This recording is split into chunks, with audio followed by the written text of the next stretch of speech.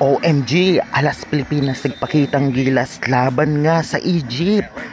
Yan ang ating pag-uusapan this video. Kaya naman, before that, please naman, don't forget to like, comment, and subscribe, and pahit the notification bell para lagi po kayong updated sa mga bagong video about sa volleyball dito sa Pilipinas.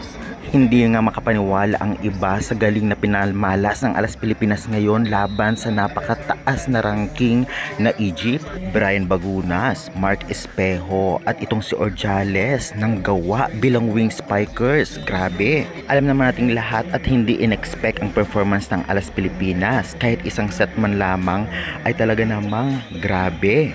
Hindi lang isang set ang ibinigay at ipinalalo ng Alas.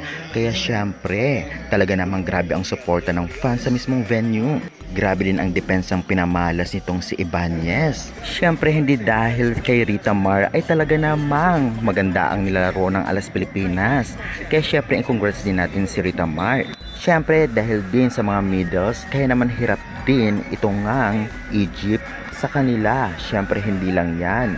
Grabe din na itulong talaga ng mga errors ng Egyptian dahil halos lahat ng serve nila ay talaga nagkaka-error.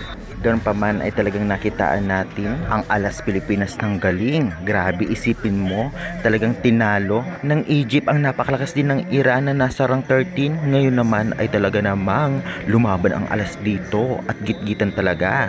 Kaya manalo man o matalo ang Alas Pilipinas, nagpakita sila ng galing ngayon sa World Champion.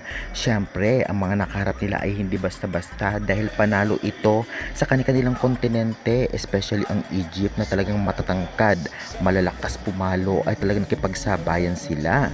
Kaya man manalo matalo ay congrats pa rin natin. Siyempre, sunod na mga kaharap na nila ay ang bansang Iran kung saan ay talagang napakalakas din. Kaya good luck Alas Pilipinas and congratulations!